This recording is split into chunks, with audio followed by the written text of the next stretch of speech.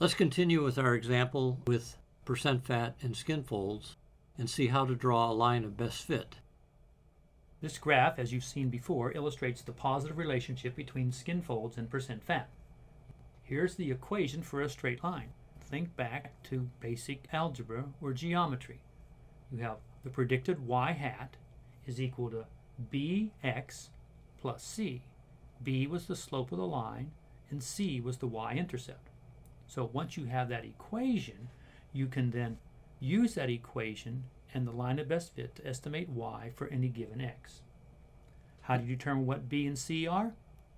Well, you could do it with SPSS, which we will illustrate in a moment, but here are the equations for coming up with b, the slope of the line, and c, the y-intercept. Notice they look a lot like the correlation coefficient. The values include n, the sum of the cross products, the sum of x, the sum of y, and the sum of x squared for b. And you have to calculate b before you can calculate c because b is in the equation for c, as are the means for x and y. Now let's add in the line of best fit. There's the line of best fit, or the prediction line, for predicting DEXA-determined percent fat from skin folds. And for any given skin fold, you simply enter the skin fold value x into the equation that we've created, and then you look up and read across, and that's the predicted value for percent fat. Regardless of what your x value is, enter into the equation, read across from the line of best fit. Let's now use SPSS to illustrate how we might get the values b and c and enter in the regression line. Once again, we're going to use the same data set, but we're only going to look at two columns, the skin folds and DEXA-determined percent fat. First, we'll confirm the correlation that we saw previously. We'll correlate bivariate, skin folds, and DEXA. And we've confirmed the correlation is 0.829. But how do we get B and C? We go through analyze, regression,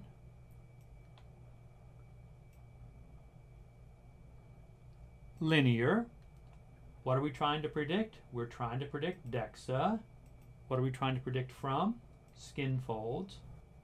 We're actually using the linear regression program to calculate B and C for us, the slope and the y-intercept.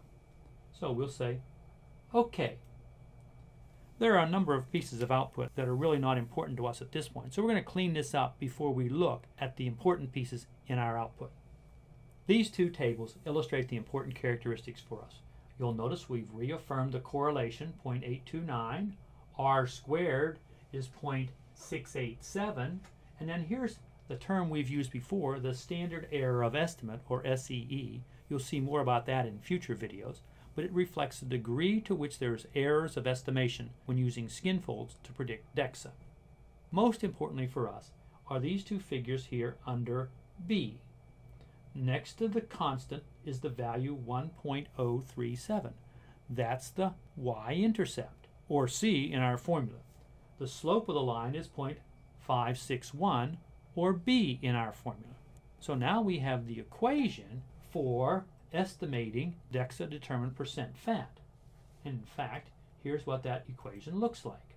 For any given value of x, you would substitute it here, multiply it by 0.561, add 1.037, and you would then have an estimated DEXA, which has some error associated with it.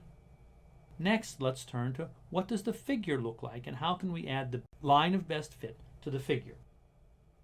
We'll go to Graphs, Legacy Dialogues, Scatterdot.